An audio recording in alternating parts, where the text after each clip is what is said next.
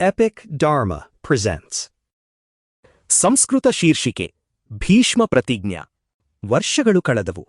8ನೇ ಮಗ ರಾಜಕುಮಾರ ದೇವವ್ರತನಾಗಿ ಹಿಂದಿರುಗಿದನು. ದೇವತೆಗಳಿಂದಲೇ ಶಿಕ್ಷಣ ಪಡೆದಿದ್ದ ಅವನು ಸಾಟಿಯಿಲ್ಲದ ವೀರನಾಗಿದ್ದನು.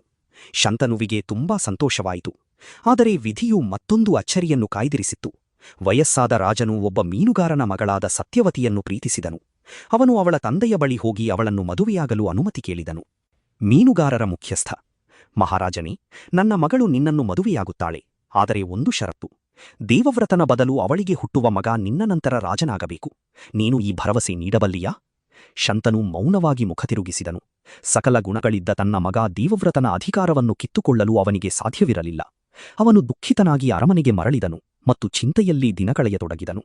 ತನ್ನ ತಂದೆಯ ಸಾವು ಬದುಕಿನ ನಡುವಿನ ಹೋರಾಟವನ್ನು ನೋಡಿ ದೇವವ್ರತನು ಮೀನುಗಾರನ ಬಳಿಗೆ ಹೋಗಿ ಸತ್ಯವನ್ನು ತಿಳಿದುಕೊಂಡನು.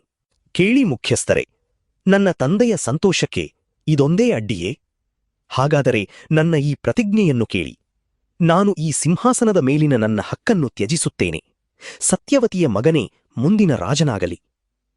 ಮೀನುಗಾರರ ಮುಖ್ಯಸ್ಥ: ರಾಜಕುಮಾರನೇ, ನೀನು ಉದಾರಿ ಎಂಬುದು ನನಗೆ ತಿಳಿದಿವೆ. ಆದರೆ ನಿನ್ನ ಮಕ್ಕಳ ಬಗ್ಗೆ ಏನು?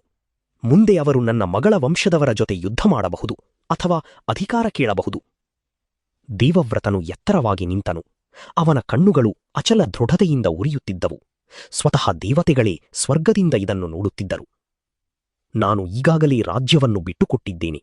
ಈಗ ನಿಮ್ಮ ಸಂಶಯಗಳನ್ನು ಶಾಶ್ವತವಾಗಿ ಅಳಿಸಲು ನಾನು ಒಂದು ಆಣೆ ಮಾಡುತ್ತಿದ್ದೇನೆ. ನಾನು ಎಂದಿಗೂ ಮದುವೆಯಾಗುವುದಿಲ್ಲ. ಇಂದಿನಿಂದ ಸಾಯುವವರೆಗೂ ನಾನು ಬ್ರಹ್ಮಚರ್ಯವನ್ನು ಪಾಲಿಸುತ್ತೇನೆ. ನಾನು ಹಸ್ತಿನಾಪುರದ ಸಿಂಹಾಸನವನ್ನು ನಿಷ್ಠೆಯಿಂದ ಸೇವಿಸುತ್ತೇನೆ ಹೊರತು ಎಂದಿಗೂ ಅದರ ಮೇಲೆ ಕುಳಿತುಕೊಳ್ಳುವುದಿಲ್ಲ. ಆಕಾಶ ಮತ್ತು ಭೂಮಿಯೇ ನನ್ನ ಸಾಕ್ಷಿ. ಇದು ನನ್ನ ಮಾತು. ಆಕಾಶದಿಂದ ಹೂವಿನ ಮಳೆ ಸುರಿಯಿತು.